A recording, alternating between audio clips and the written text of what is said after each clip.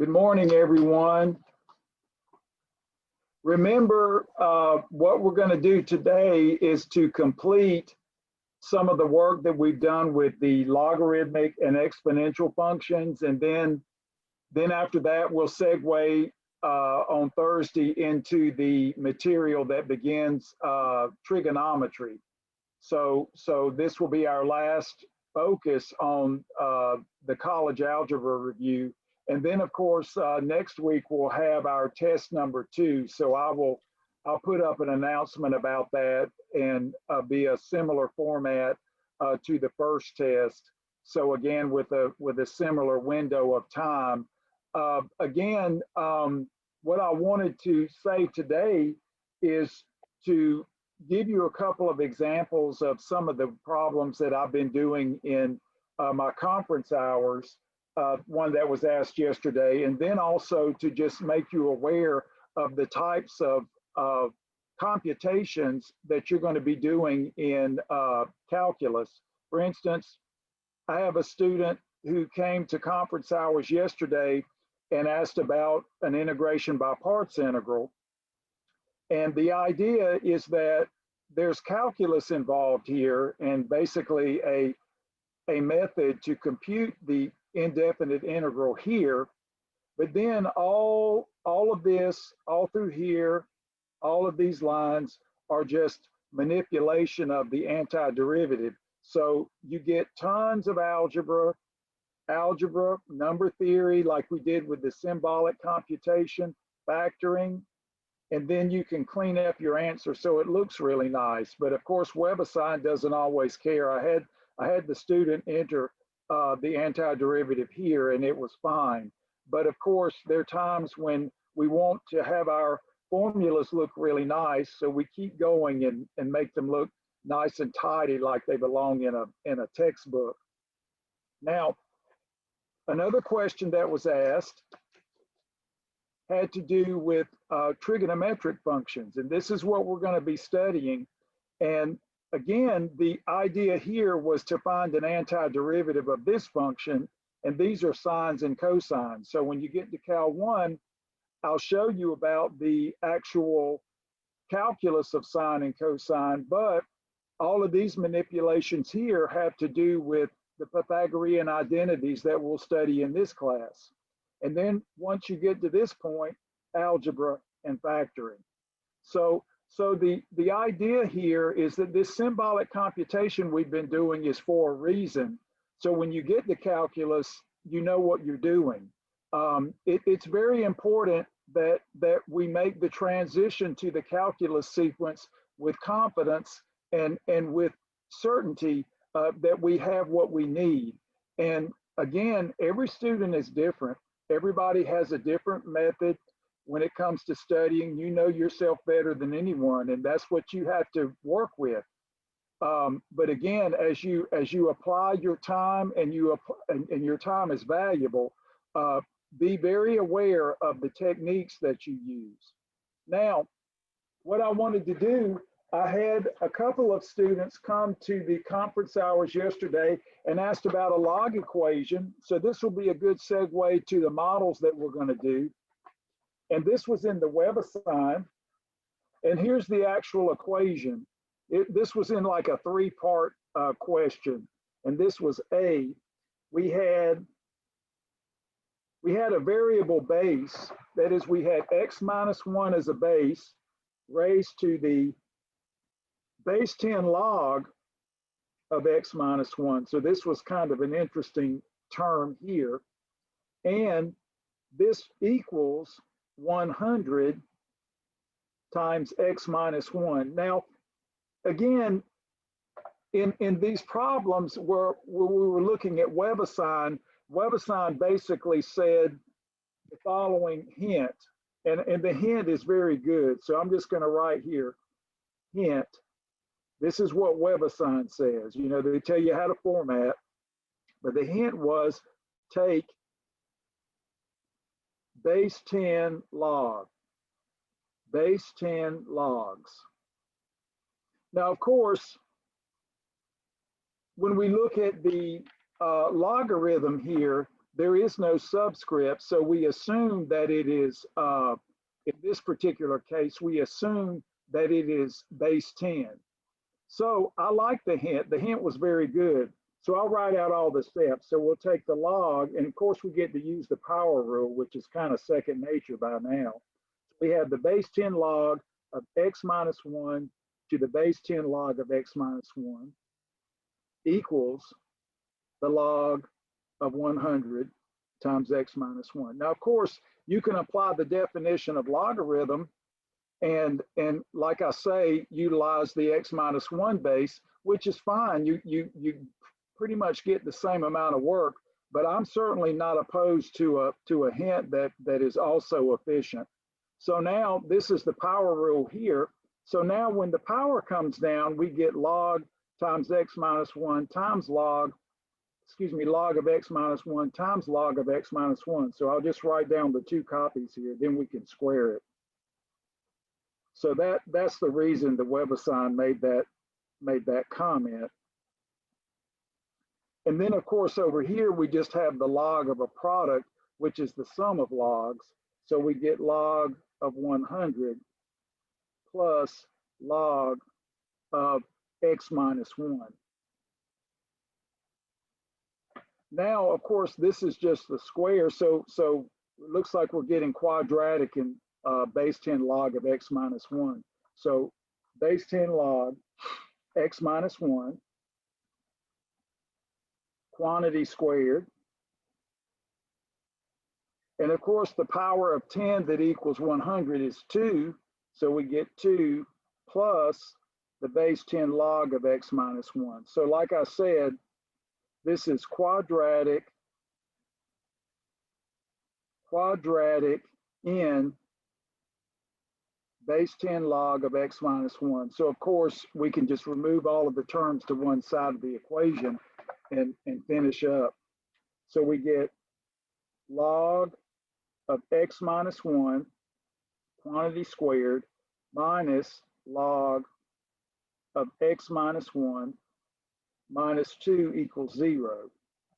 But again, what's nice about this problem is that this actually factors. If you look at AC, AC is just 1 times negative 2, and that'll do it for us because the sum of these two numbers is negative 1. So that was an easy factorization.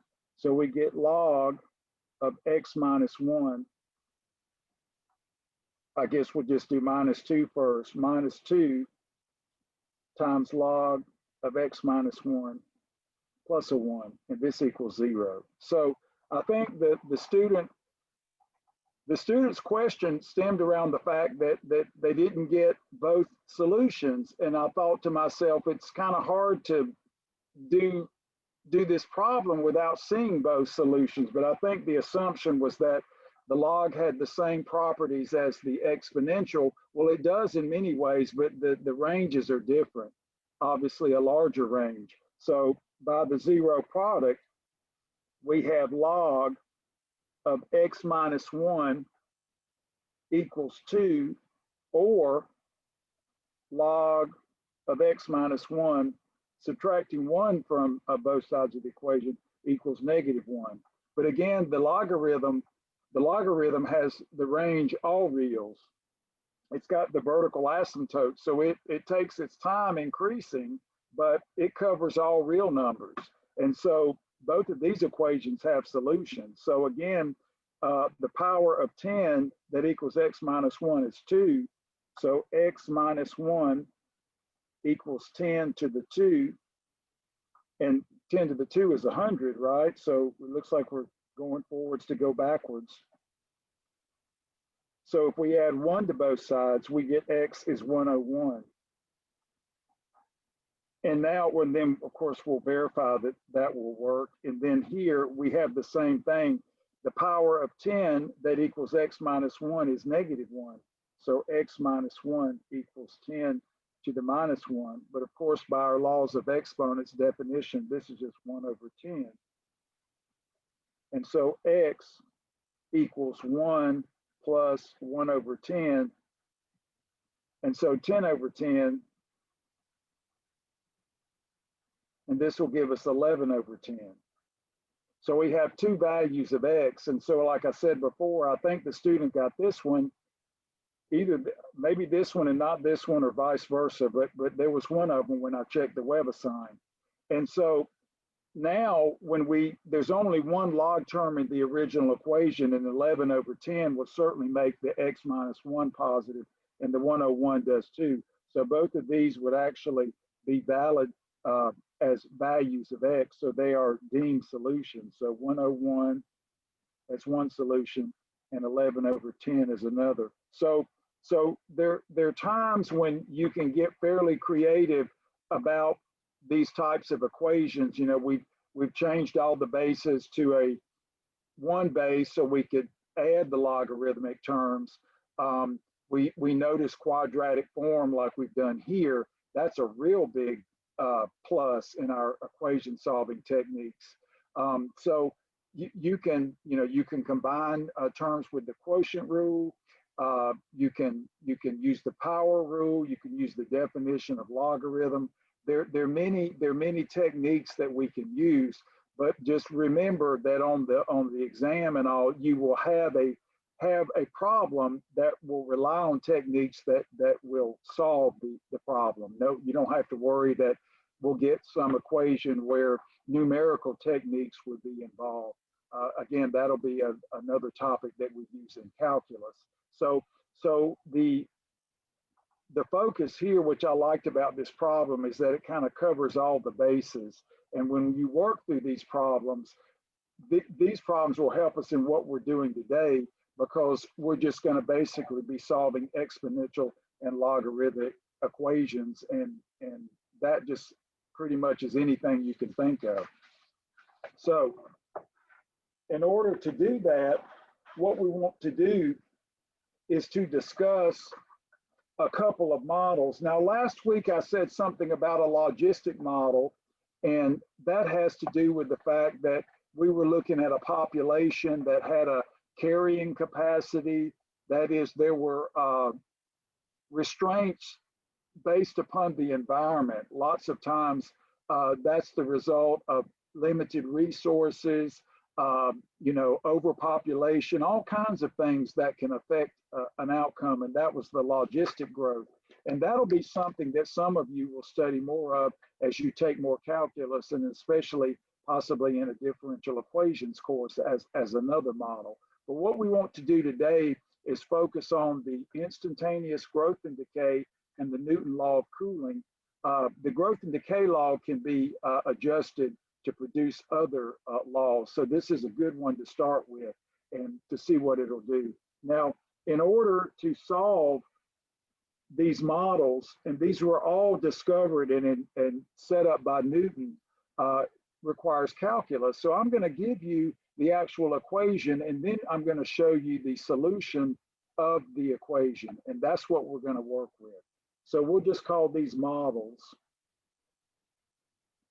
These are very widely used in science, and so you science majors and all that focus with biology, physics, chemistry, you will recognize some of these. So the first one is called the instantaneous growth and decay. Instantaneous growth and decay. And sometimes we just call it the growth law or the decay law or growth and decay law. Sometimes it's the law of uninhibited growth. The thing is that when you do a problem, it will specify that the particular quantity satisfies this law. So you don't have to guess about this. It'll be clearly stated in the problem. And again, this was studied by Newton. Now, some of the notation that we use, but again, be flexible because letters can change, but we're going to use y of t to be a quantity that is time dependent. So this will be a quantity, and it could mean anything, a quantity that is time dependent.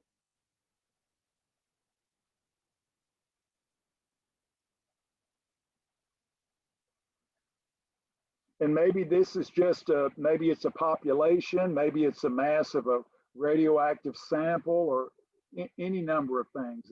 A culture of bacteria, that just there's so many applications with this law. It's amazing. I doubt Newton was, well, he probably was aware of how wonderful it was, but it has stood the test of time. And now another thing that we'll use, we're going to use K as the constant of proportionality.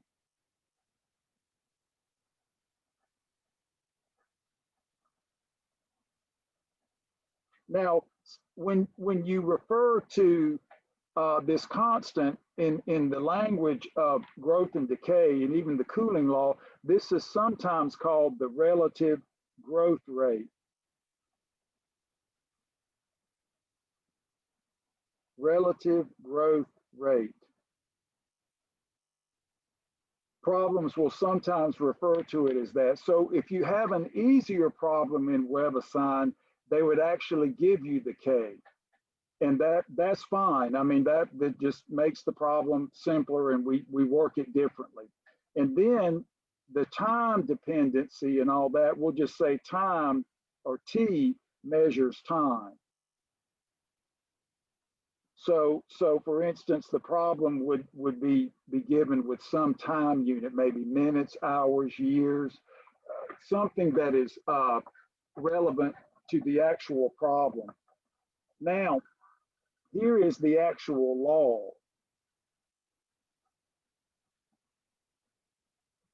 This has some calculus in it. So what we basically say is the instantaneous rate of change of y with respect to time. This is a calculus notation, dy dt. Sometimes it's written y prime for shorthand when we're lazy about, the t dependence. For instance, if we already know there's a t dependence, we'll just use a y prime. That's what you'll study in calculus.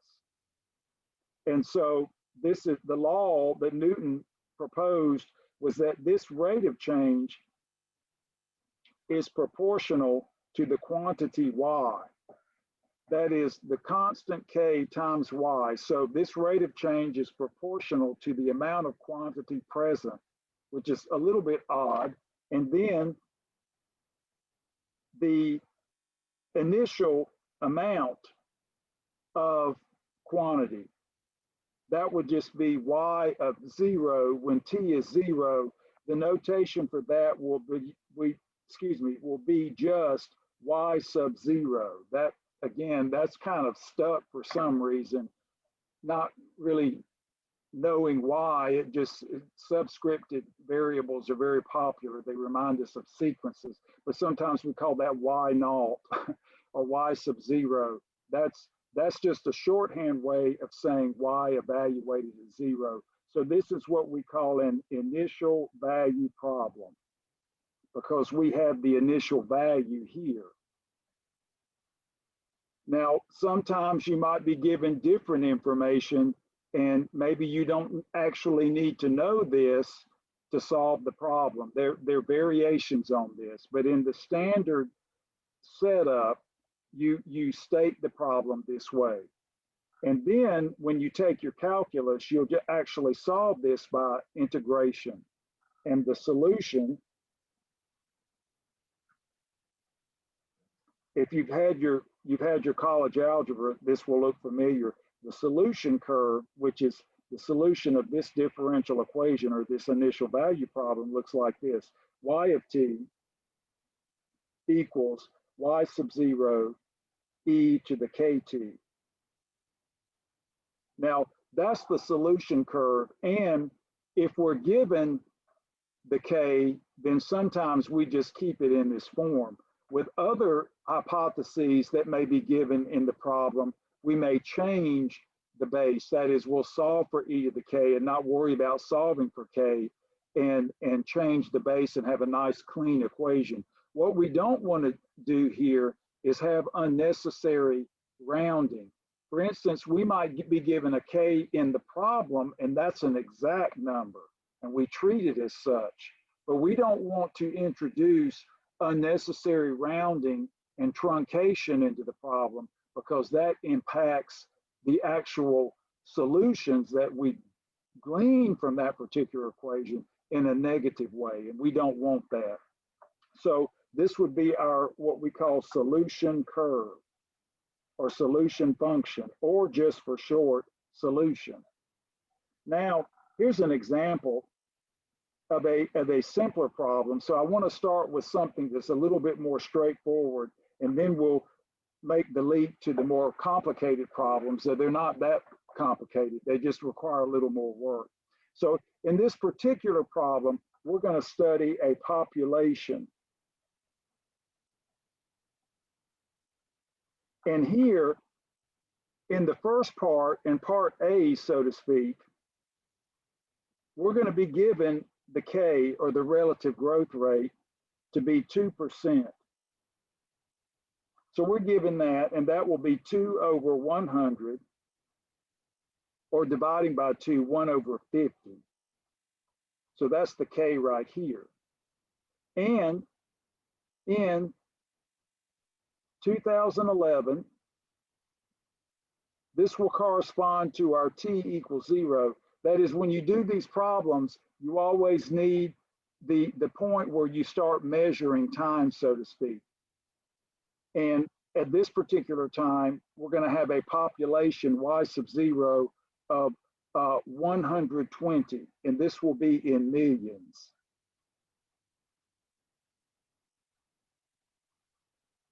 And just to kind of point this out, when we do this, our answers will be round to nearest million. So they're in millions, so we'll just round to that units digit. Always remember, with the WebAssign, especially with these, we will get an exact answer, but WebAssign will like an approximation, and they will actually guide you as to how you should do that, and you need to pay attention to it so you don't get frustrated. So now what it says is compute the population. So like I said, in this case, our Y of T is a population, from here some quantity. We want to compute the population in 2034. So now what we can do is just take the difference. So 2034 minus 2011. So that'll be a 3 and a 2. That'll be a T corresponding to 23. So basically, when we compute the population in 2024, we just want the population when T equals 23. So again, we assume the growth and decay law, and since most of the difficult stuff has already been given, we're ready to go. So now, from the solution, from the law, we get the solution. And so this will be Y of T. And since we know the original amount, we might as well substitute. That's going to be 120 million. E, and then the K is 1 over 50, and 1 over 50 times T. So that gives us T over 50. So this is an easier problem because, again, a lot of the information is given to us, and so we don't have to worry about changing the base. So now here is our solution curve. We sometimes call the solution curve the predictor. So this is one of those formulas that predicts population for future values of T. So that's really where the beauty of these models comes into play. The scientists and whatever can utilize these to make predictions, and that's where their value is important. And in making predictions when it comes to models that you use as an insurance adjuster, or if you work for some major insurance company and you're trying to predict risk and things like that, these are all having to do with models that do the same thing we're doing here. So now Y of 23 will just be 120 E to the 23 over 50. So that would be the exact population. So every time we do a problem like this, just like we do the interest, we want exact. And then we can use our Google calculator to approximate. And then of course we want to approximate to the nearest million. So let's pull up the Google calculator. And let's see, let me go over here and move it down. Wait a minute, I don't want that. Let me put this here. There we go. Let me move my Google calculator down so it can see it. The Zoom doesn't like all I have to close tabs just to get it to see it. And that's just a quirk of Zoom, which is fine. I'm okay with that. It works beautifully, really. I'm grateful for Zoom. So now we have 120 times, we'll use the base E, and then we use our power. And then of course, in parentheses, we have 23 divided by 50. So again, this uses the calculus, the infinite series, to give us this nice approximation. So this will give us 190.0887, which we can just round to 190 million. So to the nearest million. Now, so the Google calculator is a useful tool. I know I say that every day, but it is, and it's free.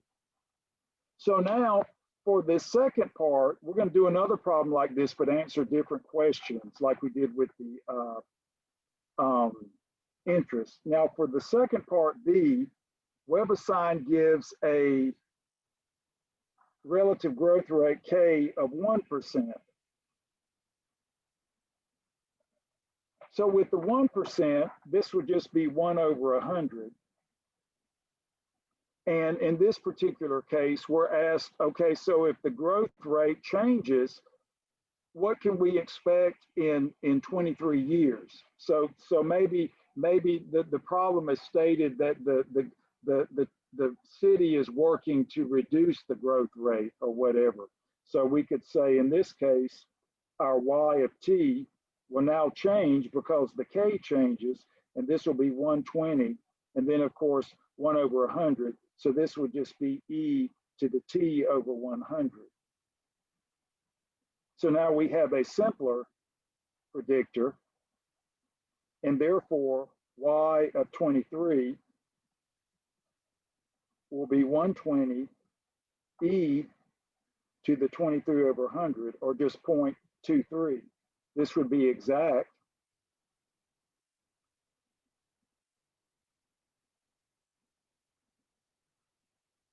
So here we've just got 120 times natural base, and use parentheses, 23 divided by 100, close, and this will give us 151.032, which we can round to 151 million. So the idea is if the community is trying to control population and maybe do some things to stop the explosion of the population, that this might be something that what is it, the public health gets involved, the scientists and all.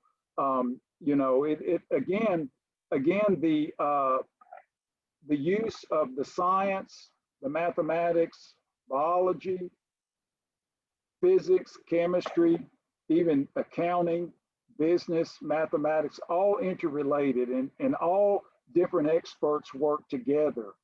And so you have math people that work with the equations and the calculations. And then of course you have the scientists who gather data and do so many people working together, all parts of the puzzle being very important, like all parts of the problem, very important. Each expert has long, tedious work to do, and the quality of the work will, of course, have a direct impact on the quality of the result. And so, as you often say, quality in, quality out. Now, let's look at a problem where we actually change the questions. We have a similar setup, but we change the questions a little bit. So I want us to kind of work into the more generalized problem. So in this case, we are again working with a population. We have a growth rate K of 1.1%. Again, we're not going to have to change the base. Since we're given the K, we just stick with the natural base. So this will be 1/10%, or 10 plus 1, that's 11 over 10%, or divide by 100, 11 over 1,000 as the K. In this particular case, 2013 will correspond to t equals 0. And so that will be when we start measuring time. Now, in addition, the initial quantity or population, y of 0, will be 7.1, and this is measured in billions. So I think Webasine said that this was like the world population, 7.1 billion. Well, I'm sure it's changed after this book has been, this particular edition has been presented. So now what we want to do is ask a couple of questions. This is how we worked when we did the interest. What's the doubling time? Doubling time is what? And what is the tripling time? So if you answer one, you've got the other one very simply. So we did similar problems with the interest, so this won't be any different. But I thought it would be interesting to see how it works with this model. So now, since we have all the particulars here, by the solution, by our theory, we can write our predictor model. Again, the growth and decay model will be 7.1 E, and now we have KT, so this will be 11T over 1,000. So we use our laws of exponents readily to get a nice solution curve. Again, no approximation, just given to us. When a number is given in a problem, let me repeat myself. When a number is given in a problem, it is exact by assumption. If you're given the number 1.2 in a problem, it is exact by assumption.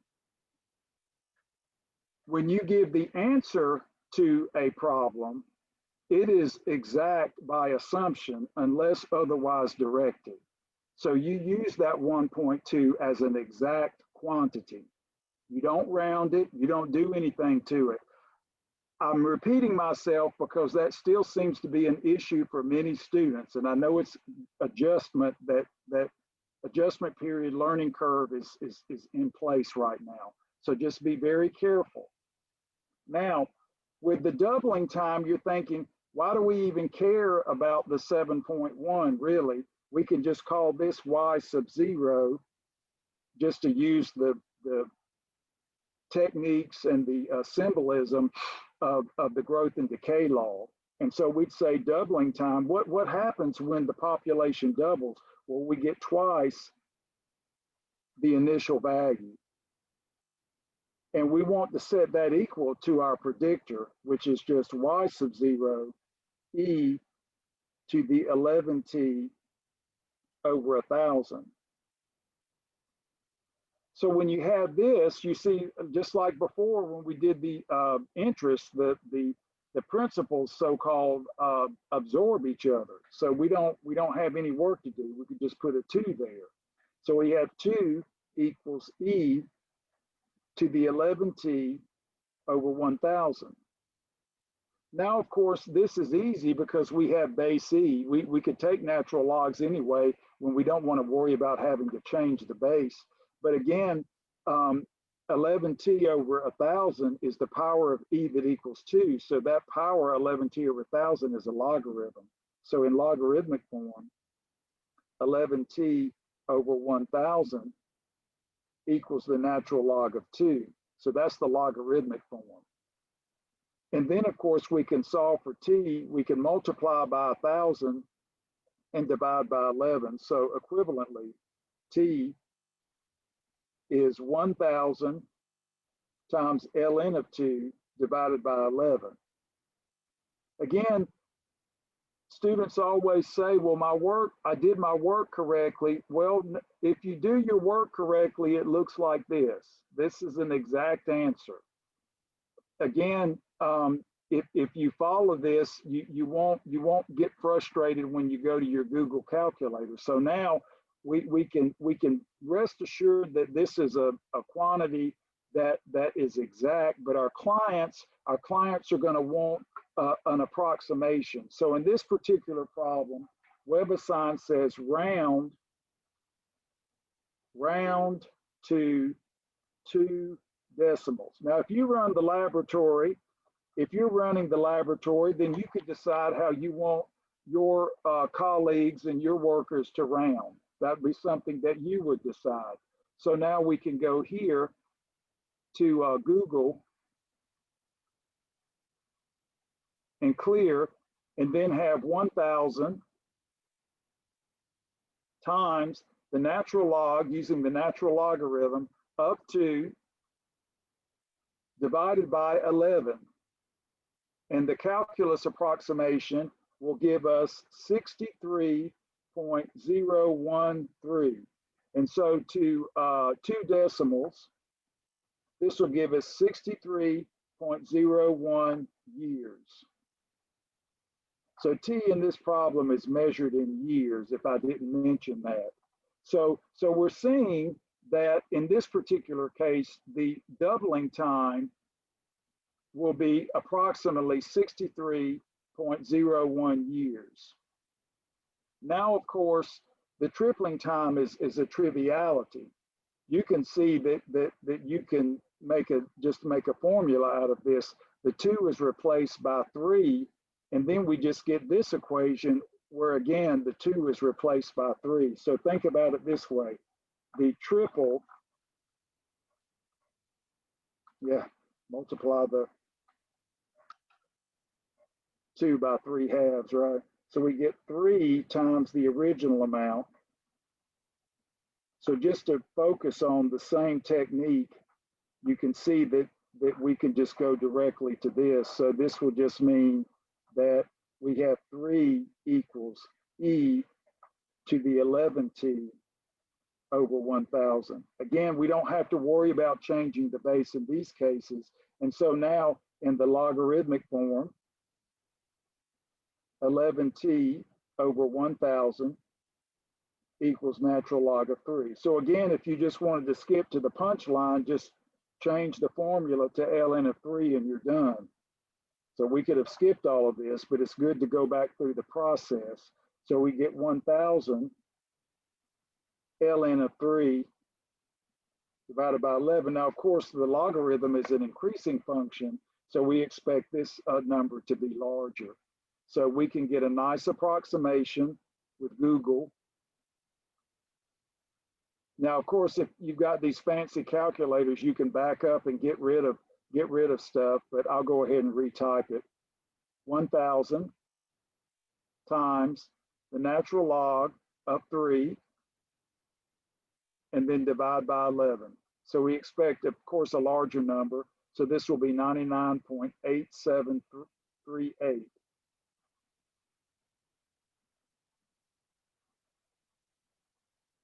So to 2 decimals, this would give us 99.87 years.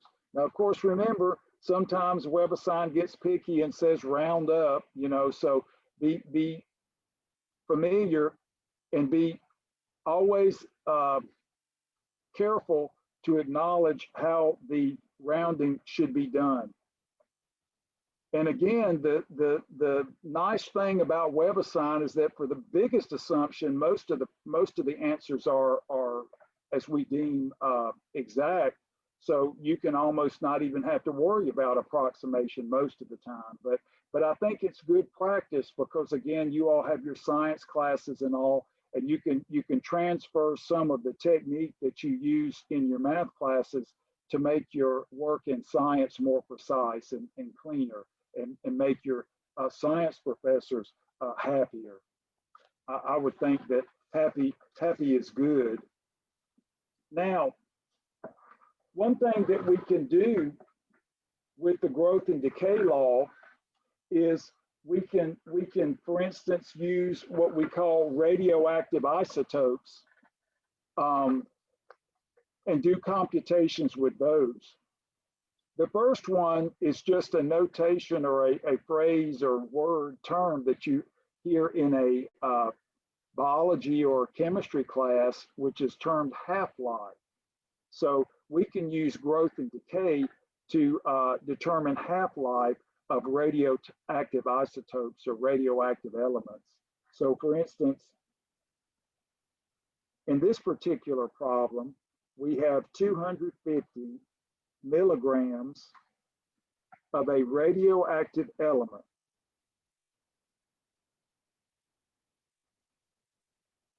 Radioactive element. And we say 250 milligrams of a radioactive element decays to, in this case, 210 milligrams in 12 hours.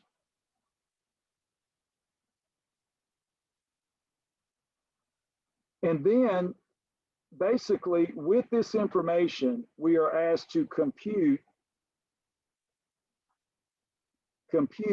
the half-life.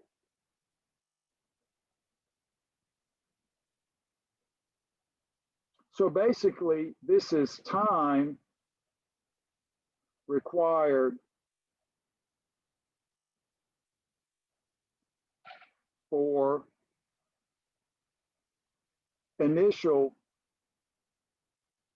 quantity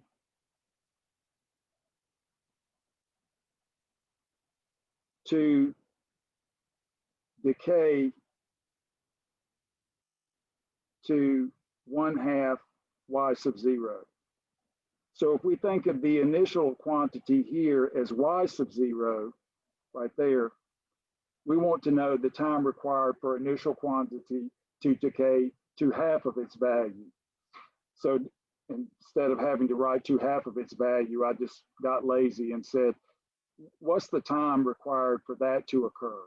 When will this be the case? So half-life is how you sometimes characterize radioactive isotopes, especially if you're trying to do certain tasks, and we'll see that in the next problem.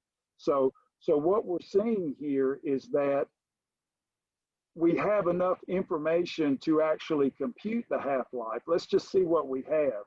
So that is going to tell us what the mathematics is all about. So now let's write down what we have. Y sub 0 or Y naught is the 250 milligrams. So we'll just leave that without the units. And then we're given that Y of 12. And of course, now this means that our time 12, or that our time will be in hours. So let's just go ahead and put in parentheses, time in hours. So now we have Y of 12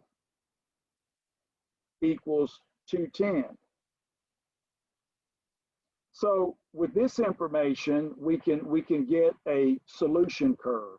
So this implies that Y, and this is the technique I want to show you, Y of t equals Y naught, which is 250, e to the kt. Now, when we think about this, This information will allow us to solve for e to the k and change the base. So now 210 equals y of 12, which will be 250 e to the k raised to the 12th power, just using the laws of exponents. So we have the 12 in for t here. We have its value at 210. So this will allow us to solve for e to the k. Solve for e to the k. It makes sense to do this. No need to solve for k. That's really kind of going backwards. If you need k, you can solve for it. But we don't, by changing the base, we make the problem easier and cleaner. So now we divide. We want to solve for e to the k, so divide the zeros absorb. So we get 21 over 25 equals e to the k to the 12th power. So now this becomes algebraic. So now we can take the 1 over 12 power of both sides.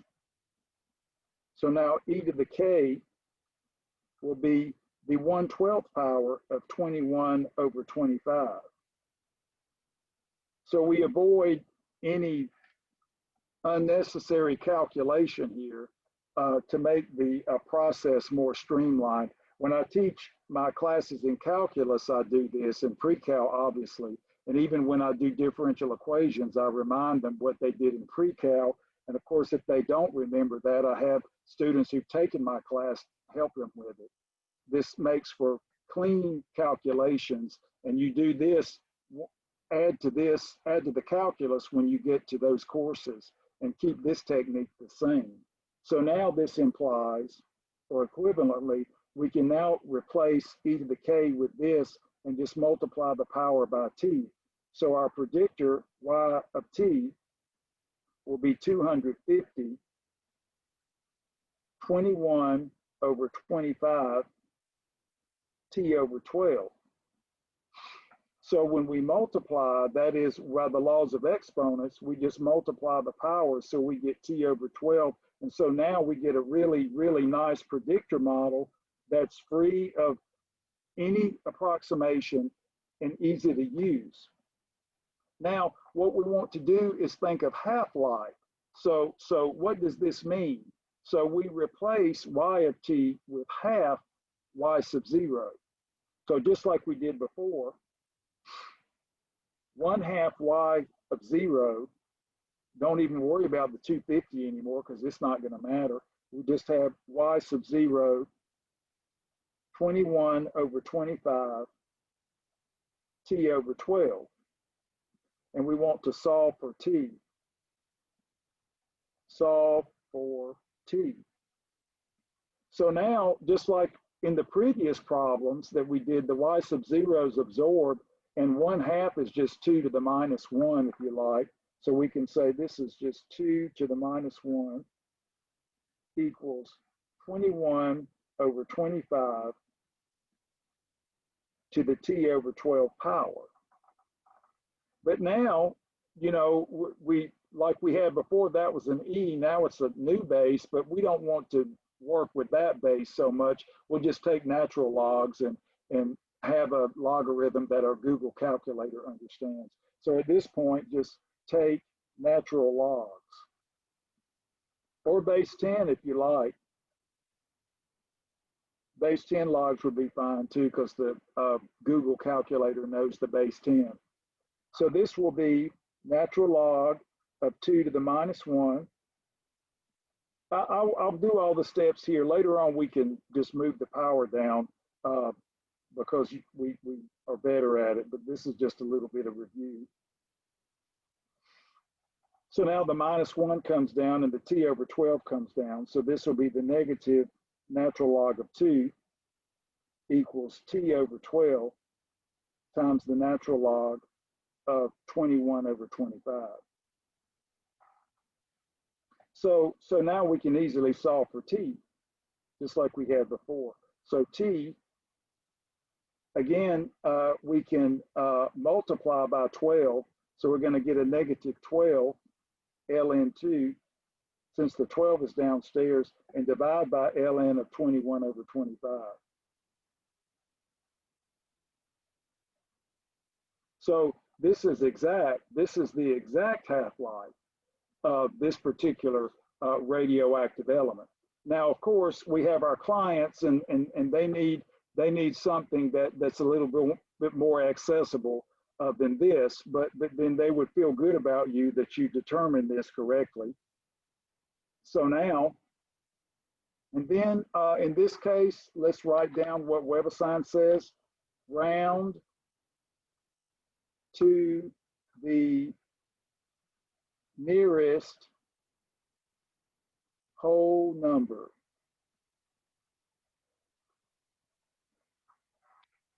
So now let's go to our Google.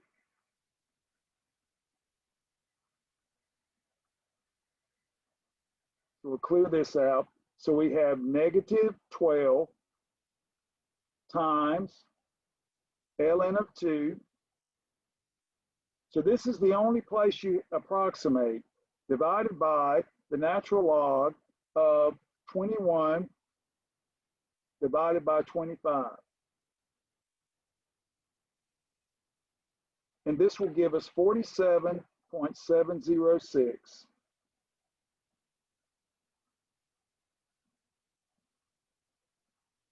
And then if we round to the nearest integer, this will give us 48 hours. So the technique to avoid rounding, like before in the previous problems, we were given the K, and so we just used the standard natural base. No reason to change it. K was given as exact, and if K is given exactly in the problem, then we don't have to worry about anything. That is, an exact K is given in the problem. For instance, as I said before, we work with it. We treat it just like any exact number. When we're not given the K, that is, we're given information to solve the problem that's sufficient, then we have the luxury of saying, okay, well, I don't want K, and I don't want to introduce a bunch of decimals into my problem. That's a waste of time. That's going forward, then to go backwards, and then to go forward again, which is completely inefficient. And needless to say that students would never get the right answer because they couldn't keep themselves from truncating and rounding unnecessarily, because that's how they had basically been taught, which is not good. So we can solve for e to the k and use the laws of exponents to get a nice clean equation, and then finish the problem by using the definition of half-life. And so now we can see that after approximately 48 hours, half of a sample of this radioactive element would decay. So this might be useful for some type of experiment that you're using. I mean, again, scientists come up with all kinds of neat ways to utilize their expertise. And of course, they always have a mathematician on staff to make sure all the calculations are done well. So this is what I was talking about. When we're not given the K precisely, we can simply solve for e to the K and produce an equation that is clean and free of any estimation. Again, you can have extra stuff in your equation, but again, with the inverse, the logs, and the natural exponential with the inverses running around, the writing gets excessive, and students didn't understand. And so when I started doing this, I actually did this one day in a college algebra class, because the student said, could you show us a way so we could get these problems right? And I said, you know what, I'm glad you asked me that. And I think that was maybe 9 years ago. I actually did this as a graduate student, but I didn't do it when I got to San Jac, thinking, well, you know, keep things nice and simple. And then I threw that out the window and said, well, please, everybody deserves to have a good method and to move forward and to be expert in a precise way. So I thank my student. I did not keep up with her and I should have. I thought she was very gifted in math, but she didn't like math. And I thought that was the strangest thing in the world, but sometimes that happens. Not everything you do, you know, you may be good at something, but it may not be something that you love to do. So maybe she found a way to use her math that was good for making the world a better place. Now, the next example would have to do with finding a radioactive element that had a longer half-life. Okay, so this is something you biologists might be interested in. So this is another growth and decay model, and then we'll do the cooling law.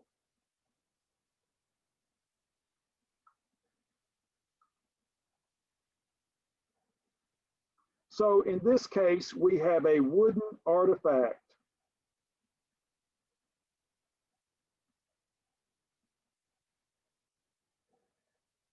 So in the last problem, we determined the half-life, but if we want to figure out the age of an artifact, we need to know the half-life. That is, it must be given to us.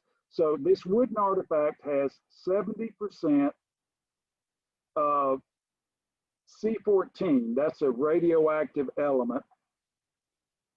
They call it carbon dating, to date an object. C14 present in living trees. So basically, we see that we have a decrease. We've gone from 100% of the C14 to 70%. So we've got the reduction by 30% of the C14. Then we can say, when was the artifact made? How old is it? How old is the artifact?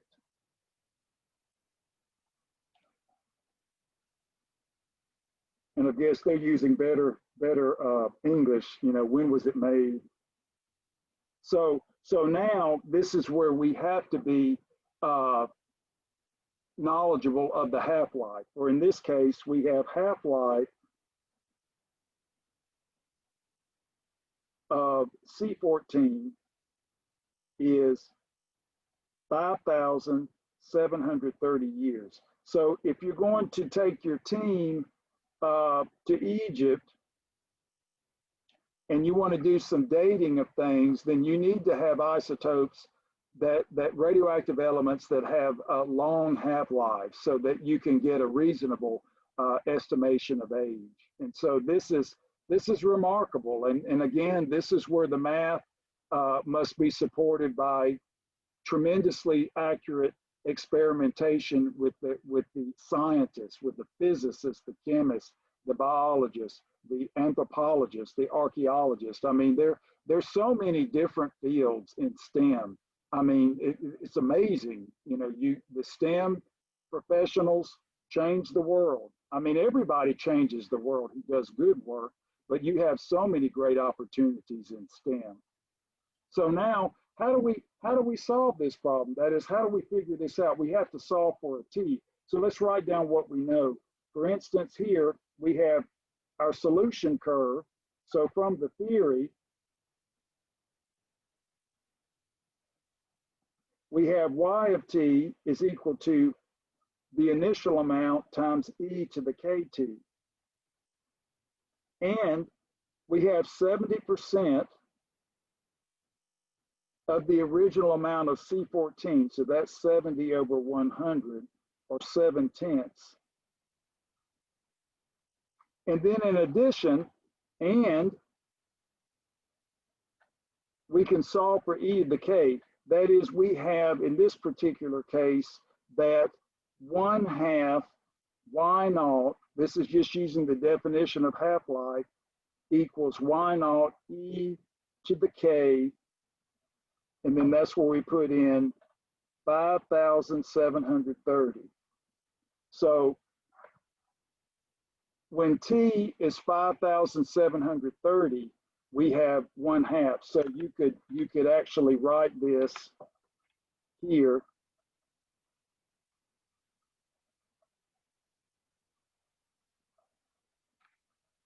I'll just go ahead and fill everything in. This is this. So this is writing this here in terms of the function notation. So y of 5,730 is exactly that. So that's what the half-life tells us. So now this says, okay, we can actually solve for e to the k. Then we can use this to get the actual t, because when we know we have this much carbon 14 left, that will tell us how old the artifact is. But first, we've got to find e to the k, so we can do that. So equivalently, again, the y sub 0 is absorbed, and we're just left with 2 to the minus 1, or 1/2. So we get e to the k, 5,730.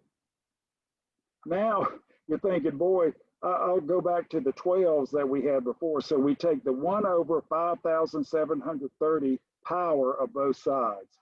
So this will be e to the k that'll absorb here, and this will be 2 to the negative 1, 5,730.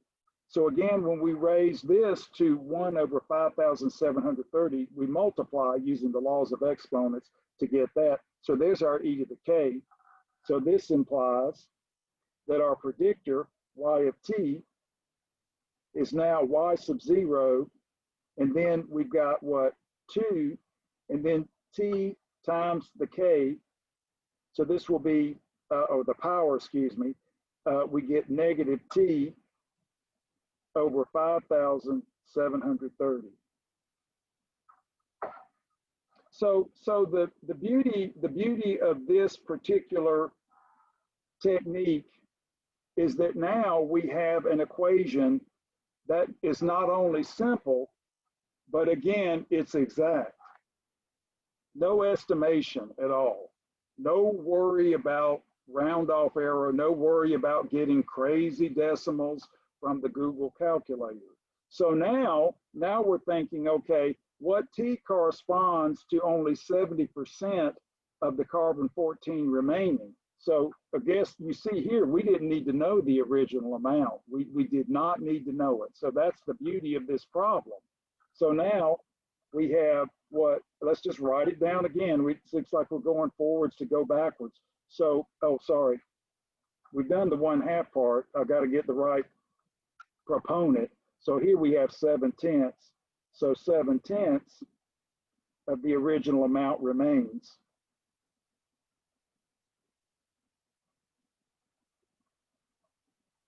So we have to use this construct a couple of times. The first one we have to use for the half-life, and then we have to record in this construct how much C14 is left. And so again, you see the use of this twice. So now the y sub 0 is absorbed. So we get 7/10 equals 2 to the negative t over 5,730. Now, of course, you could think, well, Professor Ron, we'll just take base 2 logs, and that's fine, but you know, the Google calculator will just have to change bases again. So just now, just for ease, take natural logs. For ease, using the power rule. So now we have natural log of 7/10 will equal the natural log of this, natural log of 2 to the negative t over 5,730. So now, of course, we can use the power rule. So natural log of 7/10 equals negative t over 5,730 times log 2. So now, if you want, we can multiply, bring the negative downstairs if you want, multiply by negative 5,730 this, and then divide by log 2. So t will be negative 5,730 times the natural log of 7/10, and then divide by log 2.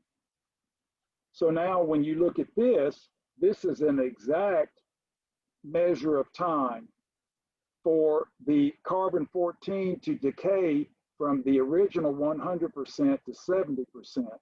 So that will tell us how old the artifact is. So here is the age of the artifact, exact age of artifact. So the thing is that with the calculations like this, we have an exact rendering of the age. And now we can take this to the calculator knowing that we've got good numbers, and we don't have to bite our lip thinking, I hope I didn't round incorrectly or whatever. That's what I don't want you to have to do anymore. So now we go to Google, we clear this out, and so we have negative 5,730 times the natural log of 7/10. So you can do 7.7 or 7 divided by 10. And then divide by the natural log of 2. 2 close. And this gives us 2,000. And in this case, I'll tell you about the rounding, and then I'll give it to you. This will be 2,948.504. And WebAssign says round to the nearest whole number. So this will give us 2,949 years. So that's an old artifact. So again, I didn't write this on the paper. So when we do this, let me share the document, Ken. Round to nearest whole number. So the idea is you might be at your calculator getting a nice approximation, and then you're thinking, wait a minute, what does WebAssign want? So you go back and read, and you look at the formatting. So again, this is what I wanted to say before. The problems are getting multi-step. It's like doing the problems with creating a polynomial or finding zeros and doing complete factorization. You've got all these steps, and all of these extra steps here are preparing you for calculus, and also preparing you for doing modeling of your own when you get into your engineering classes and things. So again, the growth and decay law is very useful, and you will see more uses of it as you take more science. Again, this has been around for many years, since Newton, and it's not going anywhere. And then you will see modifications of this, one being the logistic law. So when you talk about this model, you think of uninhibited growth. When you think about the logistic model, you've introduced some adjustments that make up for some of the restrictions that might be available to you. And so again, as a scientist, you may have to do some experimenting and some research to consider which model will best suit the type of work that you need to do. Now, the other model, again, is probably a lot more intuitive than this model. I mean, when we think about the growth and decay law, that's not something that we experience every day. We don't experience this, but the cooling law is very different. I mean, it's almost like when you think of what we experience every day living in Houston, you could say that, well, you know, in the cooling law, it doesn't mean everything cools. I mean, you could have an object getting hotter or increasing in temperature, and you can have an object that decreases in temperature. So don't be fooled by the law of cooling. For instance, sometimes authors don't realize the fact that this should not discriminate against cooling or heating. It's the same apparatus that's at work here. And so the K is really what determines what's going on with that exponential term. And so I think sometimes WebAssign will just say, well, you be sure to put that negative in the exponential power, so you're sure that that exponential function decays to 0.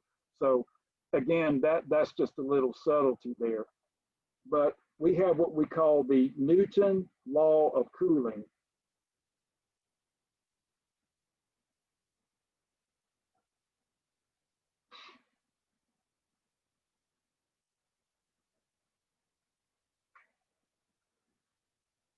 So what we're going to do, and notation will vary, but I'll just say U of T will be the time-dependent temperature of an object.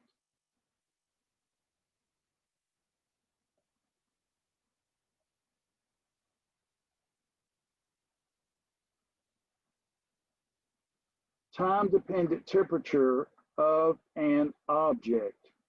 We have a few more things than we had with the growth and decay, but not a lot.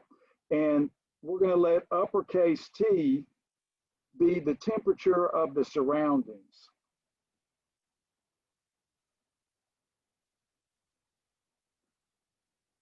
Temperature of the surroundings.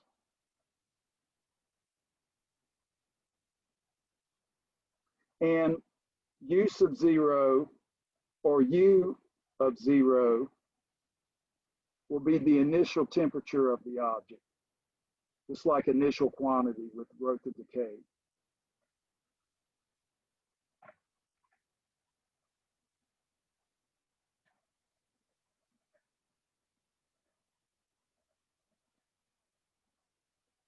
And then again, we'll have the same K.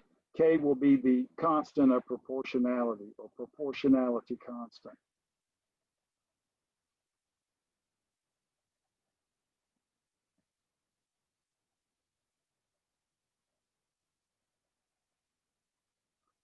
So what does the law look like? It's very similar to the growth and decay law. Again, you can solve this by integration. This is also what they deem in differential equations a first order linear. And that's a very important equation that you will learn about as you take more math. So we'll say that the instantaneous time rate of change here of the object's temperature is actually proportional to the temperature of the object minus that of the surroundings. This is what Newton devised, and it turned out to be very useful. And then, of course, we'll have an initial temperature U sub 0. So when you think about this, if you just get rid of that term, it looks just like the law of growth and decay. So the only additional term is the minus T. And that only makes for a subtle difference in the solution curve, but it definitely does change it. So this is what I'm talking about, that we have to be careful for every step that we do. Unfortunately, the ramifications could be extreme.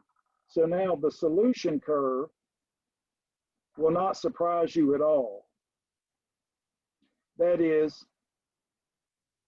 depending on the surroundings, we put an object into surroundings of temperature T. We eventually expect the object to have that temperature. Within time, you know, you stand outside in the cold for long enough, you'll freeze, okay? We don't want that to happen. Okay. But the law of cooling will spell our demise if we don't get inside and get warm. So the idea is that we experience this law every day. This is not going to surprise you. So you get T plus the initial temperature minus the surrounding temperature, e to the KT. So what this basically says, this is the law here. This term will of necessity decay. If, again, for instance, if we think about, say we think about, you know, the object is very hot and we put it into a cooler room, okay? So we're thinking that this will have to eventually decrease to 0 because the object temperature will be that of the surroundings. If we take a object that's much cooler than the surroundings, we put this into the surroundings here with this temperature, this again, this will have to decay because eventually the object will take on the temperature of the surroundings. So this term will always have to decay so that what dominates is this. So you think of it, you know, you park your car in the Houston sun, you go to class, you come back and you get in the car and you're burning up. Newton's law, the heating is going on. So with this equation here, this appeals to our intuition. This has to be the decaying term, because if you put, you know, say you're cooking something, you put something into the oven, eventually whatever you're heating will have the temperature of the oven, regardless of what it was when you stuck it in there, okay? So the idea is that this law makes perfect sense to our intuition. This term will have to decay because this will be the predominant temperature as time goes out to infinity. So we're saying that this is kind of like the dominant term in a polynomial. This will eventually decay and this will dominate. So we can have dominant terms even outside of polynomials. So I'm thinking when you look at this, this makes a whole lot more intuitive sense. So I think that's kind of interesting. So now let's look at an example. Say you work for the FBI and you're investigating a homicide. So homicide investigation.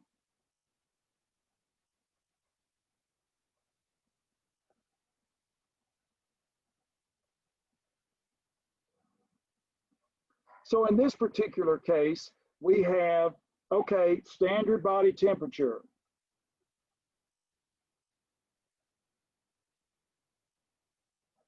Well, the last time I checked, that was 98.6 degrees. Sometimes people are a little less, a little higher, but roughly 98.6 degrees, and that's Fahrenheit. We won't worry about the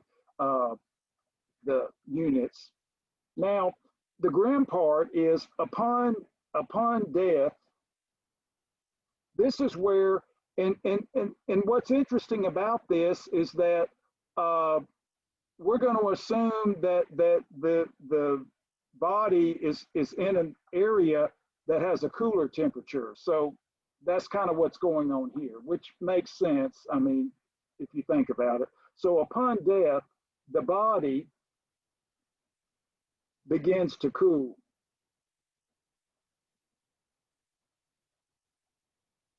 And through experiments or through experimentation,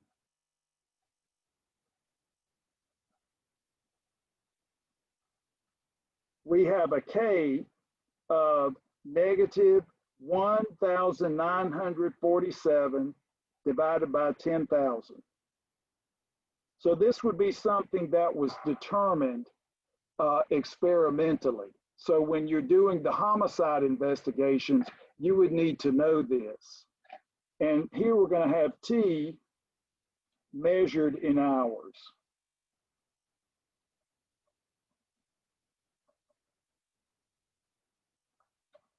So now what we're going to find is that you did your investigative work and you find that the body is located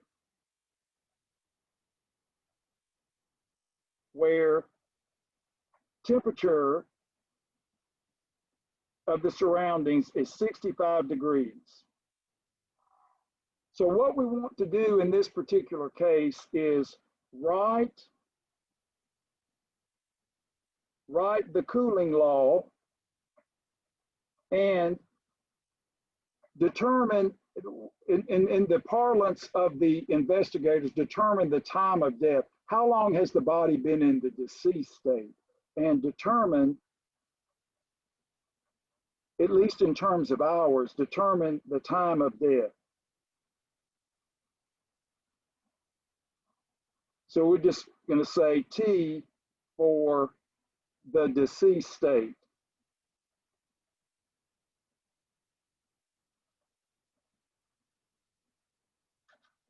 Let me write that so you can read it.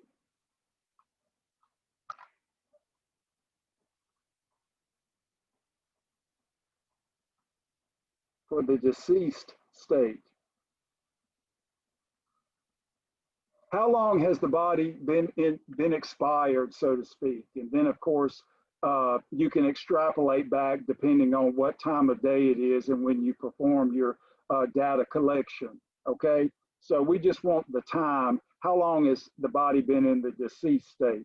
So now what we can do, we can use what we have here for the law. So the theory says, let's figure out what we have. We have U of t. These are kind of fun. This is fun stuff. So we have, in this case, 65 plus, and then of course we'll have some extra stuff here. I'll give you some extra information to figure this out. We don't have everything yet. So we have 65 plus, now we've got the original body temperature, 98.6, minus T, 65, and then we have E, then we got negative 1947 T over 10,000. So let's fill in the rest of the numbers, just do the computation. So we get 65 plus, and so in this case, we get a 0.6, and then we get a 3, and then a 3, so we get 33.6 E to the negative 1947 T over 10,000. So that's our law of cooling. Now, here's what we have in the problem. So here's what we observe. The investigator observes that U of T, the body temperature, is, Webassine gives us 76 degrees. So this is kind of like saying, okay, 70% of the C14 is now present. How old is the artifact? This is basically saying the body's temperature is 76 now. The deceased temperature, 76. How old is it? For instance, what is the length of time for the deceased state? So compare this to what we did with the carbon dating. It's the same analogy. It's the same type of logic. So now we just say, okay, well, if and only if 76 equals 65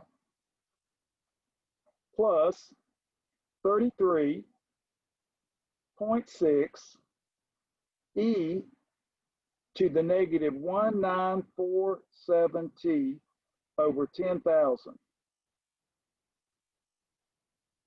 And so now we can subtract. So we've got a 1 and a 1.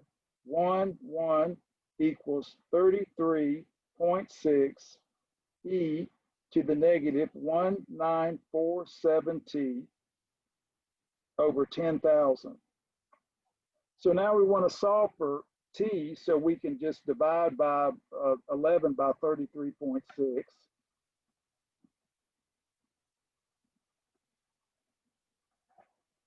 And this gives us E to the negative 1947 T over 10,000. Of course, you could write that as a decimal if you want. I like using the fractions so you don't get sloppy on me. And so now we can just take natural logs. So we have the natural log of 11 over 33.6 equals negative, so these will undo each other, negative 1947, just write the logarithmic form, over 10,000. The power of E that equals 11 over 33.6 is negative 1,947 T divided by 10,000. So that power is a logarithm. So now we can multiply by negative 10,000 and divide by 1,947. So T equals negative 10,000 times the natural log of 11 over 33.6, and then divide by, in this case, 1,947. Now, when you look at this, this is exact. just like we did before, but this was an easier problem because we were given the K. We're given the K. Now notice, like I said before, this will decay. This term must decay. The Newton law of cooling or heating as it may be, this term must decay because this must dominate. Again, putting an object that doesn't have a built-in heat source, I mean an inanimate object, you think about it, and I guess that using the analogy of a human being as an object is really not correct, because your internal heat source will keep you from freezing, but eventually you will freeze. So the time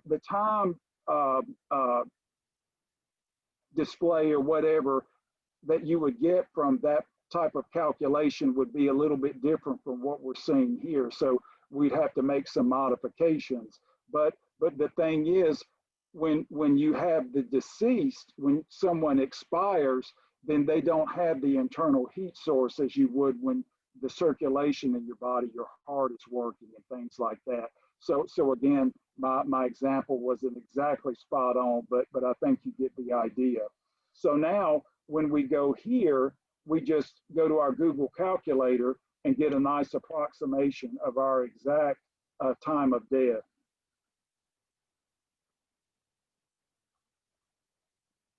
So now we have negative 10,000, 1, 2, 3, 4, times the natural log of 11 divided by 33.6. And then we divide this by 1,947. And that gives us 5.735. And then the Weber sign says round to the nearest whole number. So this will be 6 hours.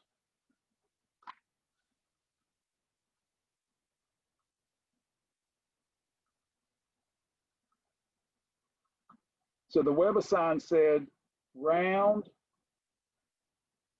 to nearest whole number.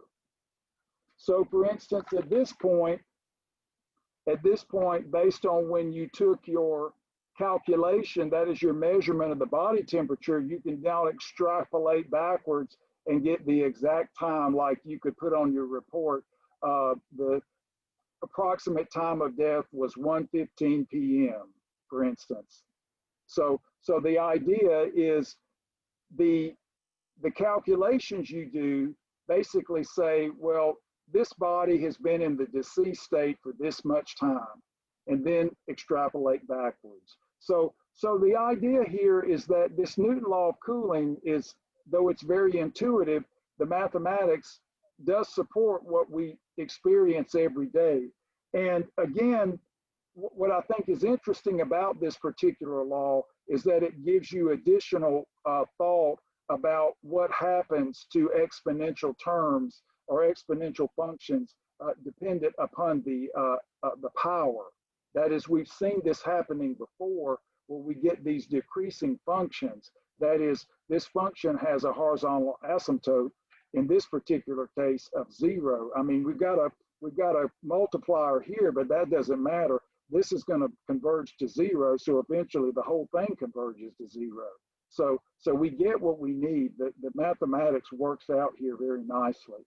Now, that was an easier problem because we were given the K. So let's look at an example where we're not given the K, where we have to work a little bit harder. So we always like to talk about food. So let's talk about turkey. So here, this will probably make the most sense to you, and it's not as morbid as being the homicide investigator. So the example here is a turkey is removed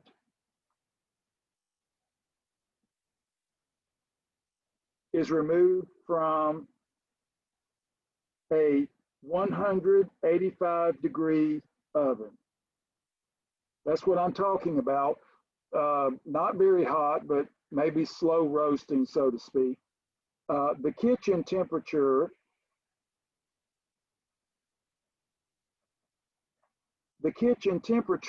is 71 degrees. And we're saying here, T measured in hours.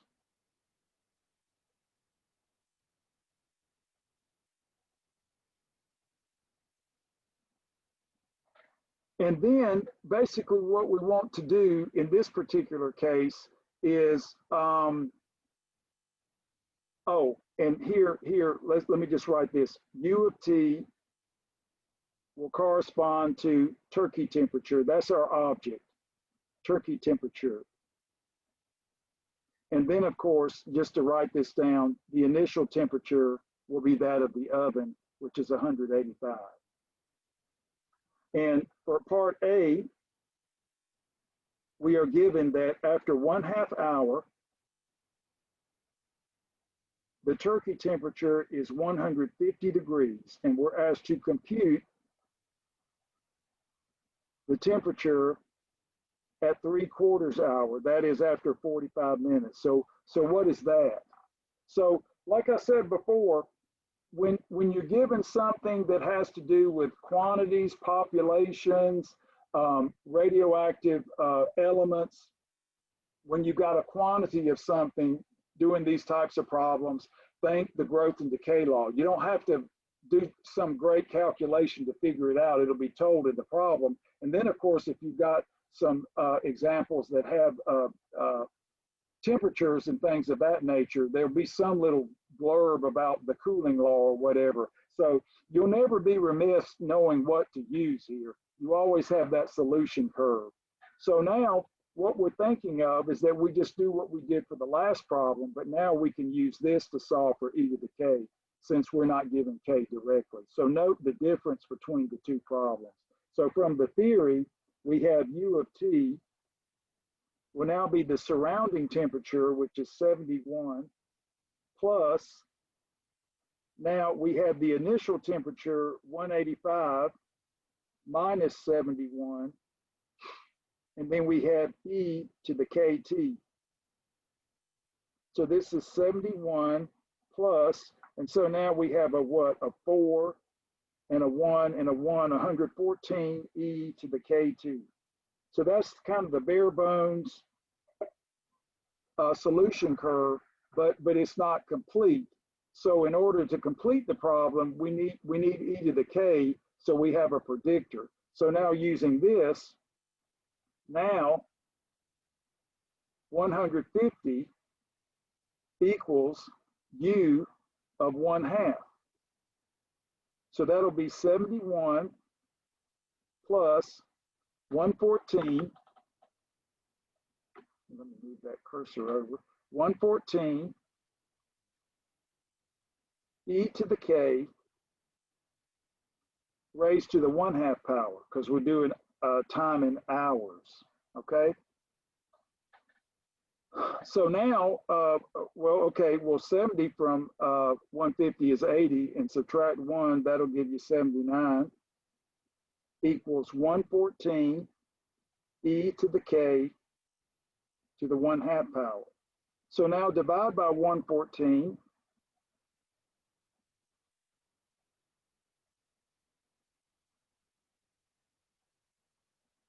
Now, of course, to solve for e to the k, we can square both sides. So now e to the k will just be the square of 79 over 114. Now, when we write our predictor model, we don't want to reduce anything. We want to keep all the powers nice and clean. So don't try to do any algebra that you may think is important. It won't help us. So now this says, in this case, u of t equals 71 plus 114 times 79 over 114. Don't try to absorb anything. 2 times t. Right there. So we have e to the kt. This part right here, e to the kt. Don't reduce anything. Leave everything just like it is. So here's our predictor. And so now we can easily do this because this is just a function of t. So this implies u of 3/4. So we have 71 plus 114, 79 over 114, and this will be 2 times 3/4.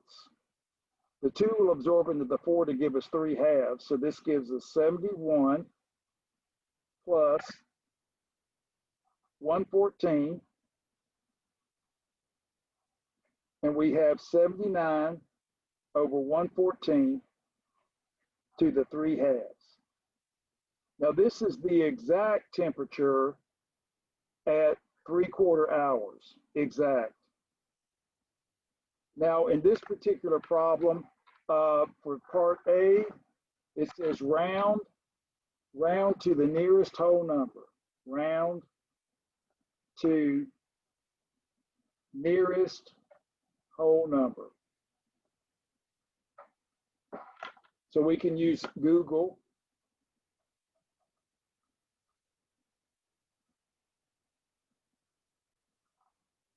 So clear this, and this will give us, we'll do this in, well, we're good to go. 71 plus 114 times, use parentheses, 79 divided by 114, close parentheses, and now we can use our power key and raise to the 3/2. So parenthesis, 3 divided by 2, close parenthesis. And this gives us 136.76. So by rounding formatting, this will give us 137 degrees. So again, the when you look at this, you're thinking, okay, does this make any sense? Well, it does make at least intuitive sense. If we look at our predictor, notice that this number here is less than 1.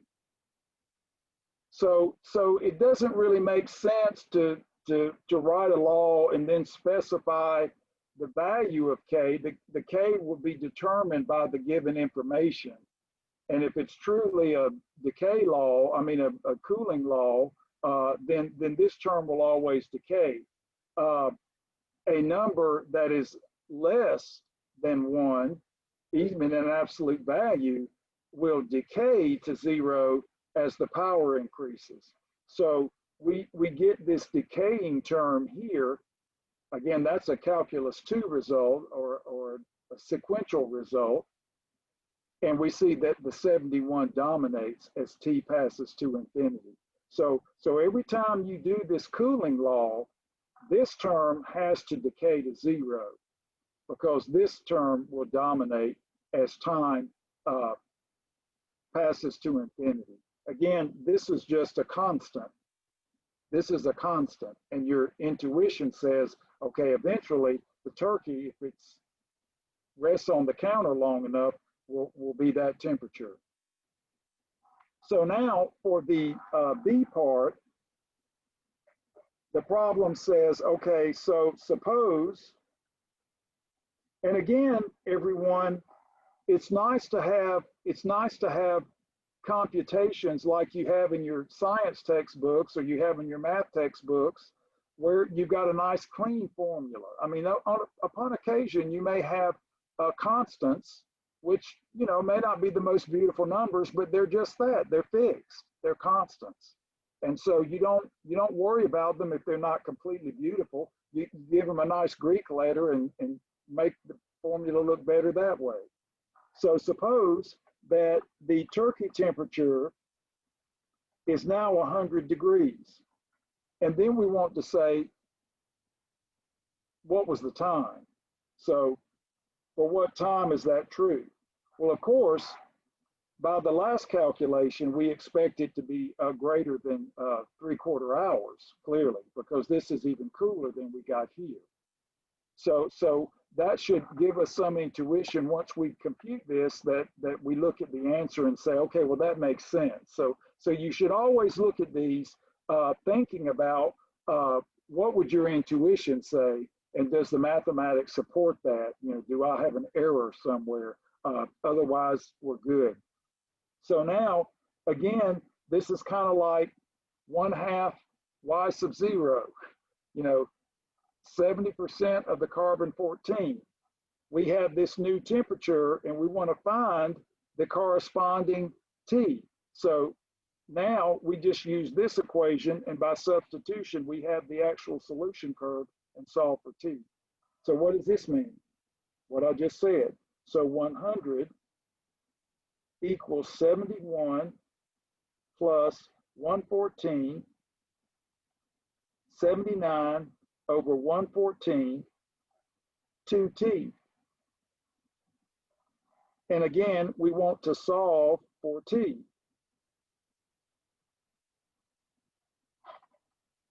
It's interesting how easy this is. We've done all these hard equations, you know, with all these fancy identities and change the base and whatever. Now we're just, you know, we're just doing easy science problems. So they're not very challenging, but they do keep us on our toes to make sure that we write things precisely. Why is it you get into a science class and you just throw out your math? It's like you just walk in with a calculator and you start punching on it like that's going to tell you everything. That doesn't tell you anything. Use your mathematics in a precise way as you do your calculations in science, okay? Carry on the tradition there. So now, if we subtract 70, we get 30. Another one will give us a 29.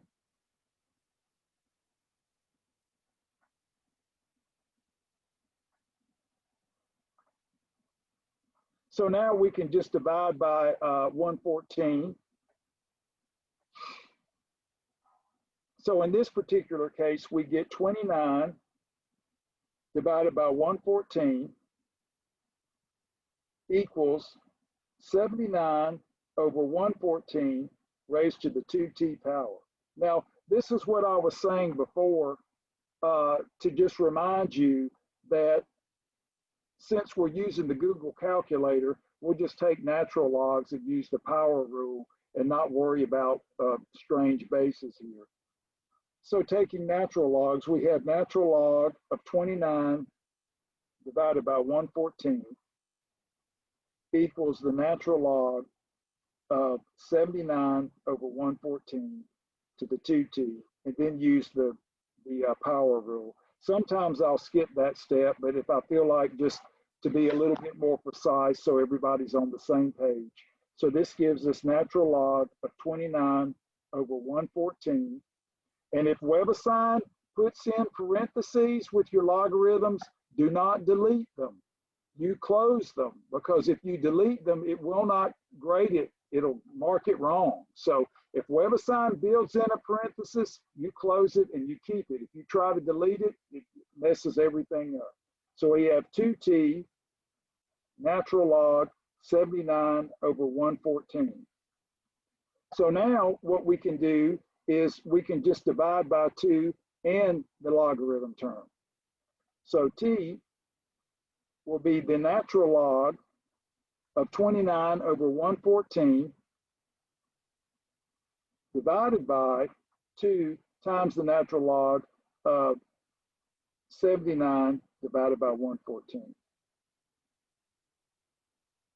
Again, these are logarithms, so these arguments don't mesh at all. These are arguments of the logarithm, so don't get creative with your algebra.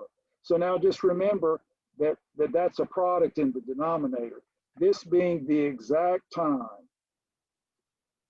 This being the exact time. That's why it's useful to use the Google calculator. It's easy to use, easy to check your steps.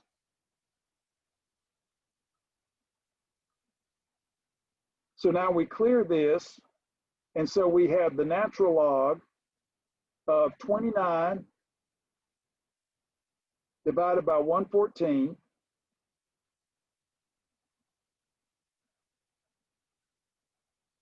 And then we divide by the product, so we need parentheses here. 2 times the natural log of 79 divided by 114.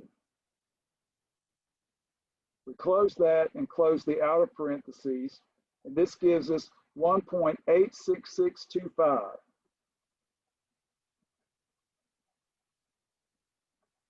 And in this case, WebAssign says round to 1 decimal. Round to 1 decimal.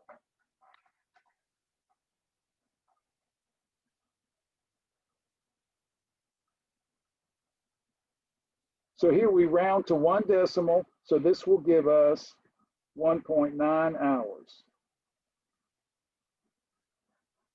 So when you look at this problem, again, you look at this and say, okay, well that makes good sense, because as it cools, this requires more time, and of course that's larger than the 3/4 hour here that we got. So again, I just want to make a comment about how we maneuver through these types of problems. You will never have to solve any of these, because, for instance, when you look, this portion here is just to state where the law originated. That is, this is what we call an initial value problem. And so we say that the instantaneous rate of change of U with respect to time is proportional to the difference between the object temperature and that of the surroundings. And then we have an initial temperature. So again, this is an initial value problem. So this is stating, this is what we call a differential equation. And so you're thinking, why are we doing this again? We talk about limits, we haven't had calculus. What we're trying to do is focus on the pre-calculus part. So when you get to calculus, by the end of the calculus class, you will be able to solve this through integration. You will have the understanding and the technique to do it. And so what we focus on, just like we did before, is we focus on the solution curve.